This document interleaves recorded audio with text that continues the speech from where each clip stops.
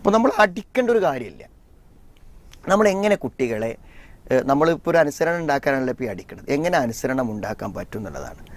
അനുസരണം ഉണ്ടാക്കുന്നത് എങ്ങനെയാണെന്ന് വെച്ചാൽ ഈ ഉമ്മയാണെങ്കിലും വാപ്പയാണെങ്കിലും നമ്മൾ തമ്മിലുള്ളൊരു സ്നേഹം, അതിന് ഭയങ്കര ശക്തിയുണ്ട്.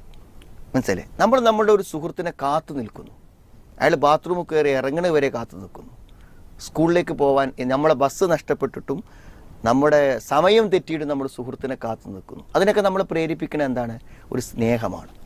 സ്നേഹത്തിന് ഭയങ്കരമായ വിലയാണ്. അപ്പോൾ ഉമ്മയും മക്കളും തമ്മിലുള്ള സ്നേഹം, അത് ഉമ്മക്കത് ഇഷ്ടമല്ല, ഉമ്മക്ക് വിഷമാവും എന്നുള്ളതിനേക്കാളും വലിയൊരു ഭയമല്ല അടി കിട്ടുമെന്നുള്ള ഒരു പേടി. അപ്പോൾ ഉമ്മനെ നമ്മൾ വിഷമിപ്പിക്കാൻ പാടില്ല എന്ന് വെച്ചാൽ, അപ്പോൾ നമ്മുടെ സ്നേഹത്തിൽ എന്ത് ചെയ്യണം? നിന്നിട്ട് നമുക്ക് ഇഷ്ടമില്ലാത്ത കാര്യങ്ങൾ ചെയ്യുമ്പോൾ അത് നമുക്കിഷ്ടമില്ല എന്ന് അവർക്ക് ബോധ്യപ്പെടുമ്പോൾ അവർ മാറാൻ ശ്രമിക്കുക എന്നുള്ളതാണ് അതിൽ പ്രധാനപ്പെട്ട കാര്യം. പിന്നെ എല്ലാ ആളുകളെയും നമുക്ക് ഒരു പ്രവൃത്തി ചെയ്യിപ്പിക്കണമെങ്കിൽ 2 വികാരം കൊണ്ടേ പറ്റുള്ളൂ. ഒന്ന് ഭയം, മറ്റൊന്ന് ആഗ്രഹം. അപ്പോൾ നമ്മൾ അവാർഡുകൾ പറയണം. മനസ്സിലായി? ഇന്ന സംഗതികളൊക്കെ ചെയ്യുമ്പോൾ നമ്മൾ അവർക്ക് ഒരു അവാർഡ് പ്രഖ്യാപിക്കുന്നു, സമ്മാനങ്ങൾ പറയണം. അല്ലെങ്കിൽ അവർ ചെയ്യുന്ന കുറ്റങ്ങളെ കൊണ്ട് അവർക്ക് ഇന്ന നഷ്ടങ്ങൾ ഉണ്ടാകുമെന്ന് പറയുന്നു. മനസ്സിലായി? നഷ്ടങ്ങൾ ഉണ്ടാകുമെന്ന് പറയുന്നത്. ഇപ്പോൾ ഉദാഹരണം പറയാണ്, നമ്മൾ ഇൻഷാ അല്ലാഹ് ക്രിസ്മസ് വെക്കേഷൻസ് വരുമ്പോൾ നമ്മളൊരു 3 ദിവസത്തെ ഒരു ടൂർ പ്ലാൻ ചെയ്യുന്നുണ്ട്. പക്ഷെ നിങ്ങൾ എന്ത് ചെയ്യണം? നല്ല കുട്ടികളാവും. എന്തെങ്കിലും ഗുരുതരമായ കേസുകൾ നിങ്ങൾ 3 ആളെന്ന് ആരെന്തെങ്കിലും റിപ്പോർട്ട് ചെയ്യപ്പെട്ടാൽ ടൂർ ക്യാൻസലാവും. മനസ്സിലായി? നമ്മളൊരു ഓഫർ പറയാണ്, ആ ഓഫർ നേടാം. അതേമാതിരി നിനക്കൊരു ഇൻഷാ അല്ലാഹ് ഇപ്പോൾ 8ാം ക്ലാസ്സൊക്കെ ആകുമ്പോൾ നിനക്കൊരു സൈക്കിൾ ഞാൻ വാങ്ങിത്തരും. 8ാം ക്ലാസ്സിലൊരു വെക്കേഷൻ ആകുമ്പോൾ നമുക്ക് വാങ്ങാം. പക്ഷെ എന്ത് വേണം? വളരെ കറക്റ്റായിട്ട് സുബൈ മിസ്സാവരുത്. സുബൈക്ക് നേരത്തെ എഴുന്നേറ്റിട്ട് എന്ത് ചെയ്യണം? സമയത്ത് നിസ്കരിക്കണം, അല്ലെങ്കിൽ നീ പള്ളിയിൽ പോകണം. ഒരു ടാർഗറ്റ് പറയുന്നു. അതിനു വേണ്ടിയല്ല. ഇപ്പോൾ നമ്മളൊരു അവാർഡുകൾ പറയുമ്പോൾ എന്ത് ചെയ്യും?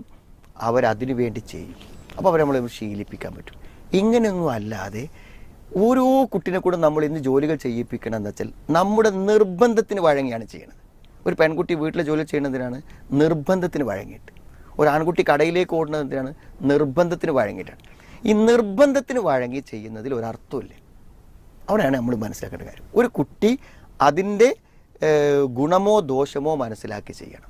ഇപ്പോൾ ഉദാഹരണം, ഒരു പേക്ക് പപ്പടം വാങ്ങിക്കൊണ്ടുപോവാ എന്ന് പറഞ്ഞാൽ എനിക്ക് എപ്പോഴും ഈ പീടിയിൽ പോകാൻ നേരമുള്ളൂ എന്നല്ലേ പറയാം. അപ്പോൾ നീ എന്നാ ഇതിൽ 12 രൂപ ഉണ്ട്, 10 രൂപക്കൊരു പേക്ക് പപ്പടം വാങ്ങ്, 2 രൂപക്കൊരു മിഠായി വാങ്ങിക്കോ എന്ന് പറഞ്ഞാലോ? ആ പോക്കിൻ്റെ സ്പീഡൊക്കെ നിങ്ങൾ രണ്ടും പപ്പടം വാങ്ങാൻ വേണ്ടി പോവാണ്. പക്ഷേ രണ്ടും തമ്മിൽ ഭയങ്കര വ്യത്യാസമല്ലേ? ഒന്ന് അവൻ്റെ ആവശ്യകത മനസ്സിലാക്കി പോവല്ല, ഉമ്മ പറഞ്ഞതിന് നിർബന്ധിതമായി പോവുകയാണ്. മറ്റതെന്താണ്? ഒരു മിഠായി കിട്ടുമെന്നുള്ള സങ്കല്പത്തിൽ പോവുകയാണ്. അപ്പോൾ നമ്മൾ കുട്ടികൾ എപ്പോഴും എന്ത് ചെയ്യും? ആക്റ്റീവായിരിക്കും, താല്പര്യം ഉണ്ടായിരിക്കും. അവരെന്ത് ചെയ്യണം? നമ്മൾ ഈ രൂപത്തിലുള്ള താല്പര്യങ്ങൾ ഉണ്ടാക്കി അവരെ നമ്മൾ ശീലിപ്പിച്ച് കൊണ്ടുവരണം. നിനക്ക് പരീക്ഷയ്ക്ക് മാർക്ക് കിട്ടിയാൽ ഞാൻ എന്ത് ചെയ്യും? ഇന്നത് തരും, ഇന്ന സമ്മാനം തരും എന്ന് പറയാം. എനിക്ക് കാണിച്ചു കേട്ടോ, പരീക്ഷയ്ക്ക് മാർക്ക് കൊടുത്തിട്ട് വാ, ആ പേപ്പറായിട്ട് നീണ്ട് വരുമുണ്ടു എന്ന് പറയുന്നതിനേക്കാളും എത്ര നന്നാവും.